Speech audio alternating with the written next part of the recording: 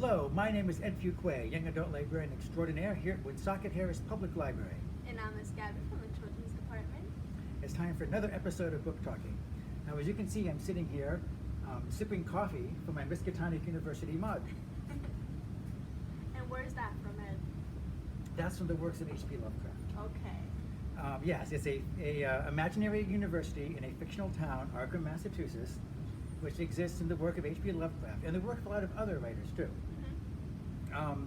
Lovecraft is a writer who is both famous and not famous. You've never really heard of him until I mentioned him. Yeah, heard of it's hard to believe people could grow up in Rhode Island and not heard of H.P. Lovecraft. Yeah. When I made the decision to move to Providence, there was only two things I knew for a fact about Providence, Rhode Island. And that was the fact that they had a comic book store there and that H.P. Lovecraft came from Providence. Really? That was all I knew, yeah. Yeah, so on the basis of that, I moved here and I've been in Rhode Island ever since. He may be more famous outside of Rhode Island than he is in Rhode Island. Yeah, I don't know. The only time I've ever even heard of like the name was because of you. That was Yeah. it. They don't teach Lovecraft in school, probably for a good reason, as you'll see. He is definitely the most famous writer to come from Rhode Island. He may be the most famous person to come from Rhode Island in the sense that his work has been filmed dozens of times. There's a lot of TV episodes based on his stuff. He appears in role-playing games, computer games, Dungeons and Dragons, and Warcraft. All have characters and concepts inspired by Lovecraft. H.P. Lovecraft, Howard Phillips Lovecraft, was born in Providence, Rhode Island, lived there all his life, except for a brief stint in New York that he really hated. When he died, he got his tombstone, "I am Providence," which that says it all, doesn't it? Wow. Literally, he put that on his tombstone. Is he buried in Rhode Island? Yes, Swan Point Cemetery. In Providence? Yeah, Wow. That's cool. yes. If you go there after dark, the guards will chase you away. Just word of warning. Oh, okay. Have yes. you tried that? Is that personal experience? I'm not saying that. I'm just saying, you know. So yes, he's very famous. He becomes a cult writer for a long time. Only a few people knew about. But as time passes, more and more people are getting to understand him or at least know about him. Mm-hmm. He was a very peculiar person. He had issues. Yeah. He had lots of issues. One critic described him as a mass of phobias and neuroses. But Says it all. but he turned his mental problems into fiction of a very unique quality. He invented Lovecraftian horror, which is sometimes called cosmic horror. This is horror on the large scale. He decided that vampires weren't frightening, werewolves, they weren't frightening. No. Yeah, all they can do is kill you. Anything Yeah. can kill you. A car can kill you. You know, it's not important. But what was frightening to Lovecraft was the world we lived in. It is pretty scary. The universe was frightening to Lovecraft. Every single thing about it, he hated or was frightened of. Wow. And Lovecraft stories don't look for a happy ending or the light at the end of the tunnel because he wasn't into that. So, like, His stories are bleak. Some of them have okay endings and some of them have horrific endings. yeah. None of them end well for the protagonist. Wow. Because that was the kind of universe. That was how he saw the world. He lived in a universe in which there were no gods. There were just monstrously powerful forces that either ignored humanity or actively wanted us dead. He's so depressing.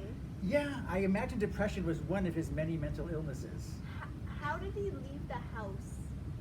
What do you mean? Did he like ever leave the house if he was like scared of anything? He did leave the house, but he mostly preferred to stay on the East Side of Providence. Okay. He was highly distrustful and frightened of anything that didn't come from the East Side of Providence. Some parts of Boston were okay. But aside from that, he didn't like it or trust it. All the heroes he writes about are, for the most part, well-to-do people from the East Side of Providence or from Boston. Okay. Yeah, Wow. that was what he was into. That was his comfort zone. It was a So- very small, narrow comfort zone. If he wasn't familiar with it, it just scared him, kind of. Yeah. Okay. His most famous work, the one he's most associated with, if you read only one Lovecraft, you should read that one, and that's Call of Cthulhu. Cthulhu, you said? Cthulhu, yes. It's an alien name that we really can't pronounce in the English tongue. So Cthulhu is the closest we can come to pronouncing it. No human mouth can ever form those abysmal syllables. It opens with a great quote, one of his famous quotes, which I have to read you. Okay. Most merciful thing in the world, I think, is the inability of the human mind to correlate all of its contents. We live in a placid island of ignorance in a vast black sea of infinity, and it was not meant that we should voyage very far. Wow. Yeah.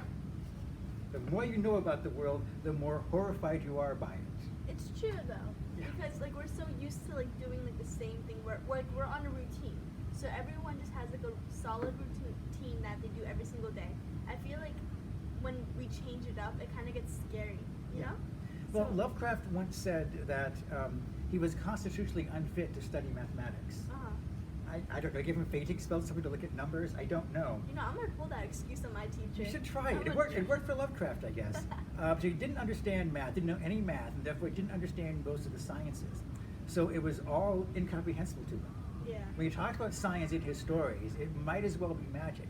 Mostly he writes what's technically science fiction rather than horror. Wow. But because he doesn't understand how science works. Now, Call of Cthulhu is basically, it's one of his definitely classic stories. Basically, a guy inherits papers from his uncle who passes away. His uncle lives on the East Side of Providence, as does our hero. No surprise there. All the streets that he names, the buildings that he talks about, are all very real places. I was reading the story. I was living with a friend on the East Side of Providence, and it mentioned that a character dies in the Fleur de Lis building just off the campus of RISD. And he looked at me and said, "I lived in that building for 6 months when I first moved here." Like, Oh my sorry. gosh. That's crazy. Yeah. So he discovers that his uncle was investigating a local artist, a sculptor, who was having these weird spells. He would have these strange nightmares. And then he began like hallucinating. And he wound up sculpting this thing that was humanoid but not human. Something that had a human aspect to it but was still horrifically alien. A combination of different things. One person referred to it as like half squid, half dragon, and half human. Oh. Yeah. Basically, it's a hulking creature with tentacles for a face. The tentacle. That's where they got the idea for Davy Jones in the Pirates of the Caribbean movies. You know what it reminds me of? A Demogorgon from Stranger Things. Yep. They have like Quite something- likely. Anything you see that has tentacles on its face is basically coming from Lovecraft. That comes Wow. straight from Lovecraft. So he discovers that the artist passes away in a brain fever, but he mentions the word Cthulhu. Now, our narrator had heard the word Cthulhu before in police reports that came out of Louisiana about a mysterious cult that was kidnapping people and sacrificing them to some great god they referred to as the Great Old One. And in their chants, they repeated the word Cthulhu endlessly. Wow. So he begins to wonder if there's a pattern. The more he investigates, the more he realizes that people all over the world, mostly artistic types, writers and poets and painters, are all hallucinating and are all like seeing visions of these horrifically monstrous things, and they're all muttering the word Cthulhu. All over the world is happening to people. Different like maniacal cults are suddenly attacking. Suicides are up. Incidents of mass insanity are occurring. All because of Cthulhu, yeah. And according to the legends, Cthulhu lives in a land called Lilith, which is sunk into the bottom of the sea. But when the stars are right, he'll return. Wow. He begins to wonder if maybe Cthulhu is coming back again. And as Cthulhu gets closer to our world, his mere like essence sort of pushes on the envelope of our reality. And more people are More and more seeing people are it. starting to be affected by it. Wow. And in the end, he finally interviews a Norwegian fisherman who claims to have actually been to the island. But Cthulhu apparently was put down at least temporarily, and the island sank again. Okay. So he may have missed his chance to come back, but of course he's still out there. He could never truly die, so he's out there eternally dreaming at the bottom of the sea in haunted Lilith. Wow. That sounds like a good book. It's really a short story. It's not even a novella. I basically told you the entire plot. Oh, okay. However, the details of it makes it work. Yeah. It gives a certain verisimilitude to it, mentioning all the very real things. The details that he goes into are really horrific. Wow. And he sets up the narrative that will become most of his stories later. I'll try to avoid spoilers in the other ones. Call of Cthulhu is so famous. Almost hard to believe anyone hasn't read it in this day and age. But obviously, I'm saying, I have one stuff at school. Yeah, I know. Education. Yeah. A lot of his narrators read about things happening rather than doing them. One of the funny things about the story is you can read the story, and at the end of it you ask yourself, what if it's just in his imagination? He never sees Cthulhu. He never goes to Rylith. He just hears some other people who say that they've been there. Wow. Everything that happens is second and sometimes third hand. Yeah. This guy could finish the story and like never. There's no Cthulhu. It was just it's a coincidence. It was all just a coincidence. Mm-hmm. But we don't know. It is that not knowing that gnaws at you. Yeah. My next favorite story is Pickman's Model. Okay. That was the first one that I became aware of because that was adapted to an episode of an old TV series called Night Gallery. I've never even heard of that. Yeah, it was only on the air for a couple of years. It was hosted by Rod Serling, but they did a very nice half-hour adaptation of it. It's a good like standalone story, though it does tie into other Lovecraft stories. Basically, it's a very simple plot. There's an artist named Richard Pickman. In the beginning of the story, he's gone missing, and a bunch of people are pestering that you were his friend. What happened to him? And the guy doesn't want to talk, but is gradually coerced into speaking about his friendship with Pickman. Wow. And Pickman is a talented artist, but he was also being shunned by the Boston artistic community.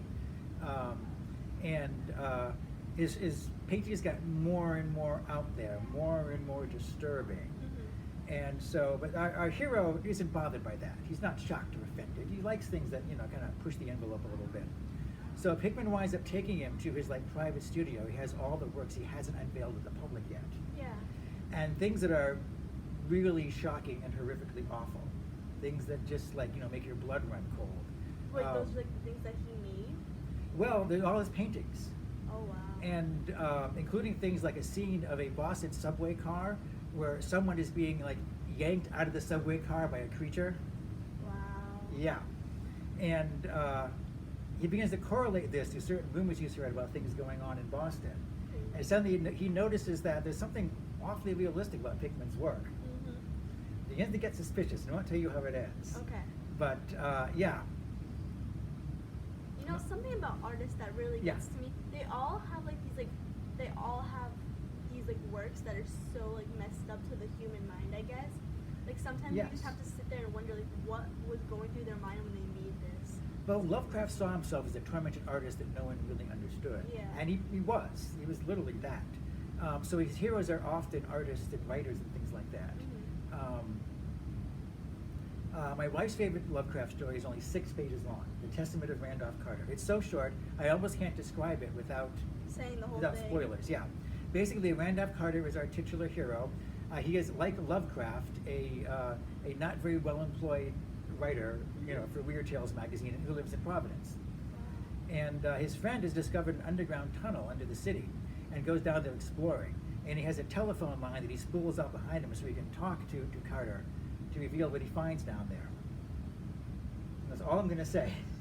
6 pages. How does it get published? It's terrifying. Well, he wrote for pulp magazines, like Weird Tales mostly. Oh. And they needed stories of all lengths. And most of his things are short stories and fewer novellas, and the 6-page one was just, a filler. Not all of his stuff in his lifetime got published. A lot of it was ejected. Yeah. How much was the Cthulhu one? How long was it? I don't know. It's almost novella length. It's not a novel. But Okay. he never wrote a full-length novel, except his worst piece, which we'll worry about later. Now, Pickman's Model takes place partly underground, and Lovecraft was very scared of things that lived underground. Okay. That was one of his phobias, clearly. That and things that lived in the ocean.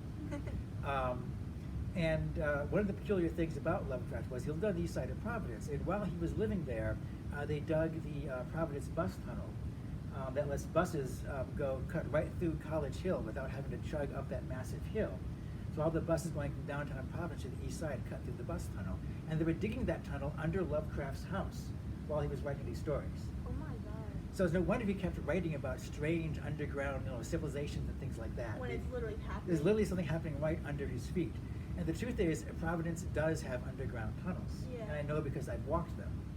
Wow. Also in Lovecraft's time, there was a train tunnel that linked the east side to downtown Providence. And when I lived in Providence in the 1980s, the train had stopped running, but the tunnel was still there. Wow. It led from the old IGA down to the Blue Point restaurant in downtown Providence, Mm-hmm. where it originally met up with an elevated railroad, but that was torn down under Buddy Cianci.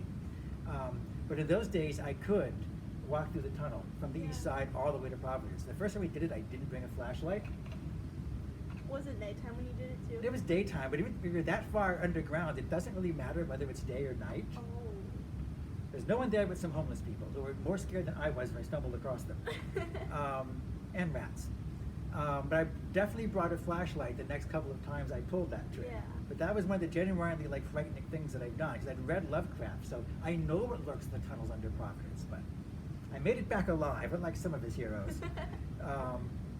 So yeah, so Lovecraft stuff has always resonated with me because I lived in those neighborhoods. One of his popular ones is called Shadow over Innsmouth. Okay. A lot of the things that Lovecraft found creepy, like I said, he didn't like the ocean. He was very uncomfortable by sex. Oh. When something sexual happens in his stories, it's almost always bad news. Yeah. Shadow over Innsmouth, with a guy who's traveling across New England, and he's warned to stay away from this town of Innsmouth. It's a prosperous fishing village, but of course, something is wrong with it. Something just off about the folk that come from Innsmouth, he's told. The old New England types, the old salt say, they got that look about them, you know. And so, of course, he's undaunted and travels there. And he goes there by bus and starts exploring the city, and notices there is something odd about the people that live there. They have a sort of peculiarity about them, sort of shuffling gait that they have, and their eyes are really big and dark, and their chins are kind of receding. That's like a scary image to... It is. It's a very frightening image. And some of the people look pretty normal with only a few odd things about them, and some of them look really, really odd. Mm-hmm. And the more he investigates, the more uncomfortable he feels. So he's very grateful to go back to his bus, but wouldn't you know it, they have engine trouble, so he has to spend the night in Innsmouth. Wow.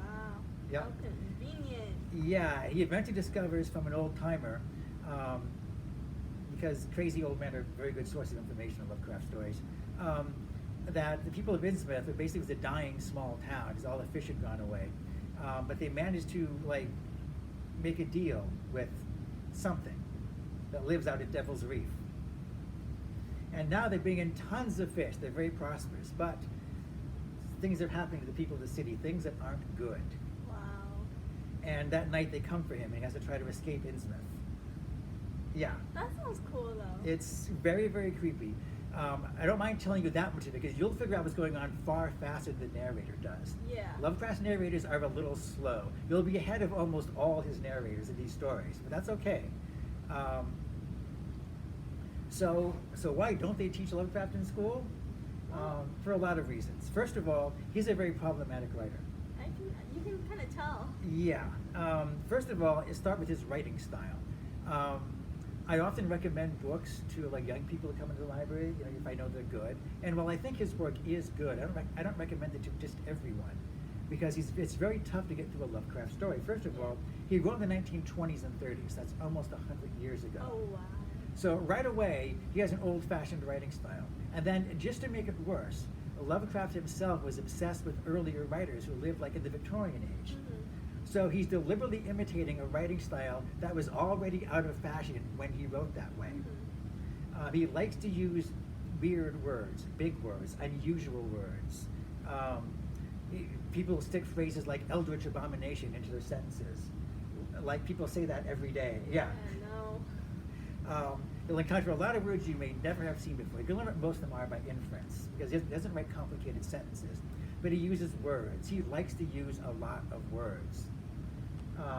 And like some Victorian writers, he'll go on forever about things that seem really unimportant. And sometimes it pays off later, and sometimes it doesn't. So it just like drags out. Yeah. Nice. In Mountains of Madness, it's about an Antarctic expedition. And we get a lot of talk about how to equip and outfit an expedition to go into the Antarctic long before we actually get there and something awful happens. And you know something awful is going to happen. It doesn't matter how many rations or sled dogs they have. It's not going to end well for them. But he does tend to go on and on. His narrators are almost always passive. They never take aggressive actions, ever. That's just, I think it's how he saw himself. He knew he wasn't a man of action, and his heroes are mostly people like him. Mm-hmm. So are his characters usually just really like static characters? Yeah, a lot of them, like Call of Cthulhu, consists entirely of a guy reading other people's diaries and press clippings. Wow. He has press clippings delivered, which is how he learns from all over the world these things are happening. There used to be, before Google, there used to be clipping services where professionals would cut out newspaper articles on different topics and you could pay to have them sent to you. Wow. So he asked for all newspaper articles on people having bouts of madness or strange nightmares, and got these like boxes of papers back. That's cool. That Yeah. sounds so much better than Google. Yeah, it had its advantages, definitely. But the big thing about Lovecraft that makes him problematic today is that he was really racist. Was he? You may have guessed the fact that he really only liked people who lived in Providence, in New England. He was very uncomfortable on everyone else. Any Yeah. other race, he just didn't get along with them. He didn't know anything about them, of course. He lived an extremely isolated life. Mm-hmm. But he was xenophobic. He didn't like anything that was different. And it wasn't just so much that he didn't like, minorities. Yeah. And he didn't like a lot of white people either, let's face it. I'm not sure he actually liked anyone. I think he was a misanthrope. I think he pretty much hated the entire human race. Definitely. In more than one book, he's described that the human race was created as a joke by some elder god that didn't really mean it, or the human race was evolved by accident. It's an accident that some elder creatures want to erase. Okay, well, That's one way of looking at the world. I feel like he was the type of person that always thought that the world was gonna end. Yeah. I feel like he's like that. Yeah, he's kind of apocalyptic, and there's so many things that can wipe out the universe. In his universe, all these powerful cosmic creatures, they lived millions of years ago. They were worshipped by things before those things evolved into humanity. Yeah. And they're still out there, and they've had an effect on us. Cthulhu is so ancient that he kind of imprinted on our genetic code, but the human race was still evolving. So people instinctively respond to it without knowing why. It's just a part of our human nature because Cthulhu was there when we evolved. And a lot of eldritch powers were like that. Mountains of Madness ends with an analysis of things that they found in the Arctic. And it basically, he spends an entire chapter writing a textbook of an alien world. He lays out their biology, their history, the physics that they use to accomplish everything. Wow. In great detail. It's crazy. Yeah, but it has nothing to do with humanity or the human race at all. Yeah. But he's an important writer because he inspired a lot of other writers. Robert Bloch, who as a kid would go on to write Psycho, Yeah. and those famous horror stories of all time. He corresponded with Lovecraft when he was just a kid. He was like 10 or 11 years old. That's how much he loved Lovecraft. Robert E. Howard, who created Conan the Barbarian, also exchanged letters with Lovecraft. He loved Lovecraft's work so much that in Conan's universe, there are occasionally hints of a mysterious tentacle-faced god that floats around out there in the cosmos. Yeah, because even in Conan's time, Cthulhu was so ancient, no one knew of him. Marvel Comics created their own copyright-protected version of Cthulhu. Did they really? Yeah, which they spelled, it's pronounced more or less the same, but spelled differently. Of course, Doctor Strange has fought him a few times.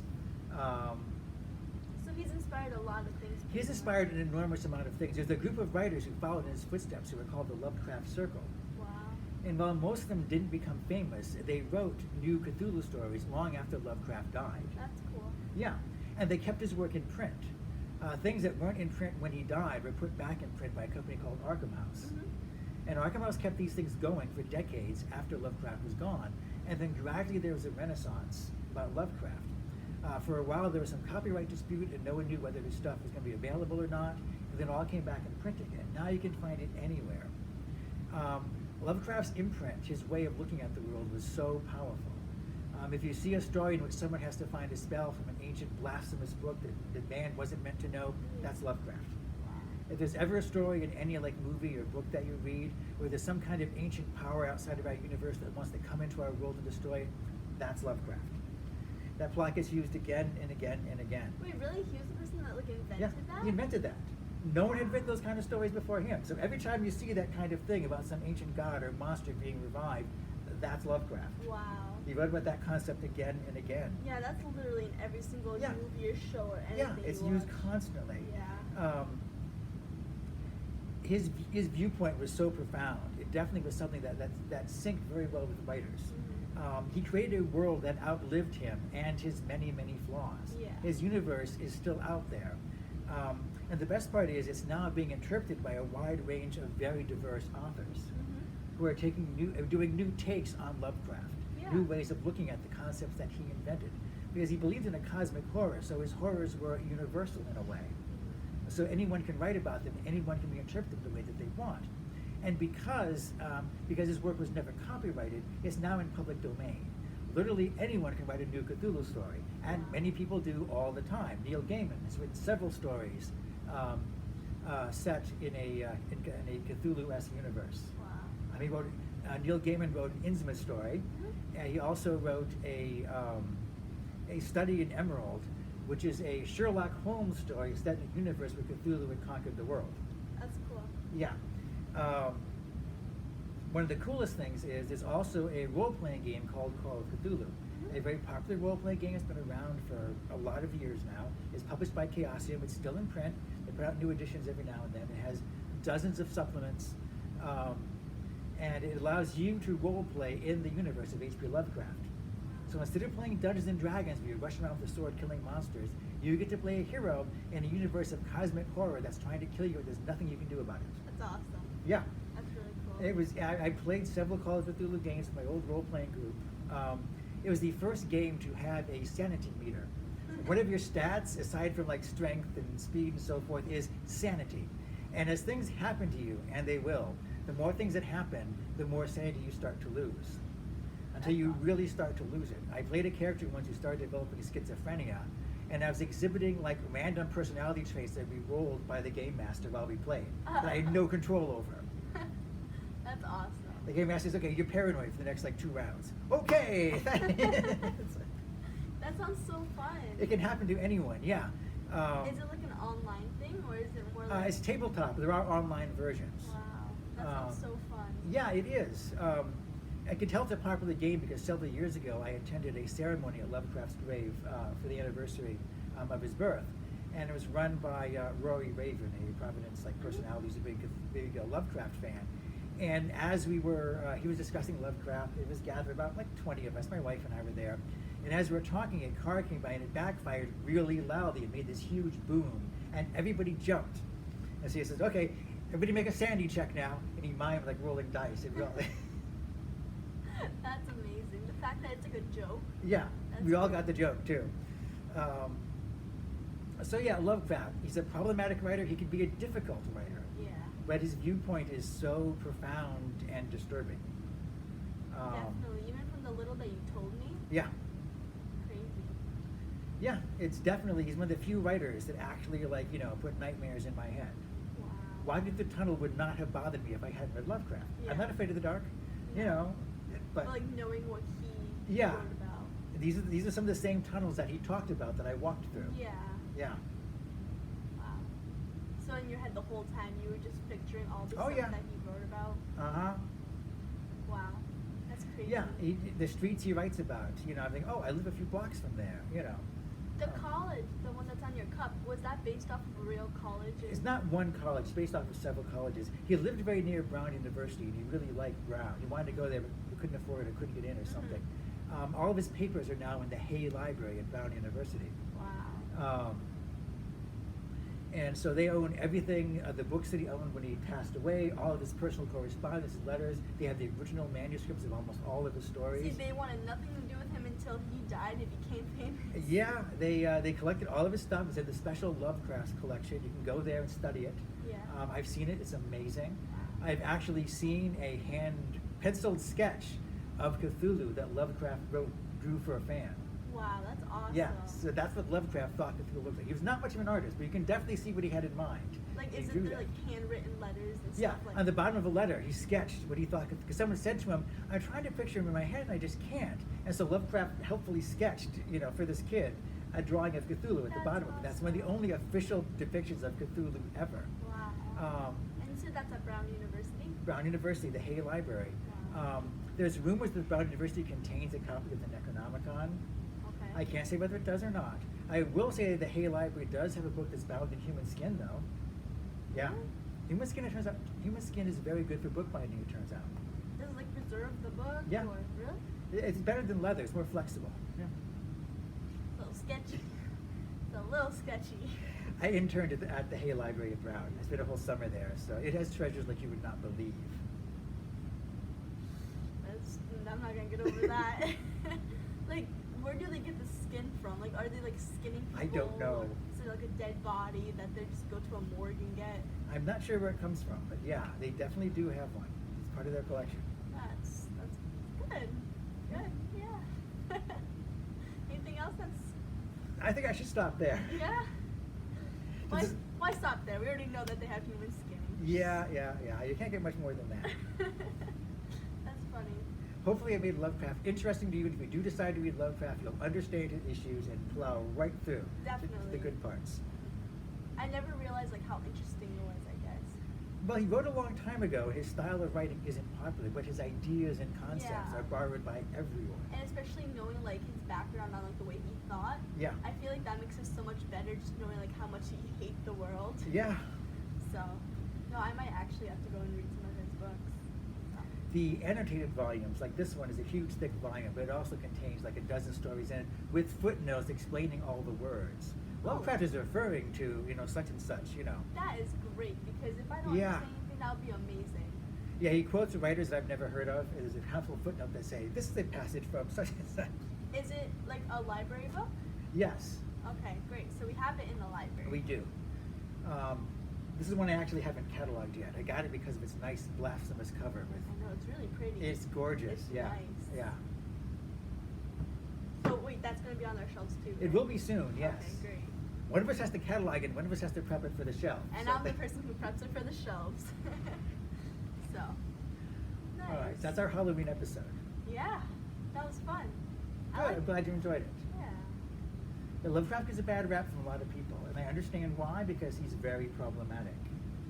And I can't defend him in a lot of ways, except that he was a genius. Yeah. They're very peculiar, and he was more peculiar than most. And he pretty much did shape like how life is for us now. Yeah, Because every movie, book, pretty much has the plots that he kind of came up with. So, yeah, Yeah. yeah. It's in a lot of ways we're living in a very Lovecraftian world now. That's a good way to say it. Nice. Well, that's Alright. it for Halloween episodes. Yep. So until next time, I have been Ed. And I'm Miss Gabby. We'll see you next time, and be safe. Have a good Halloween. Yep.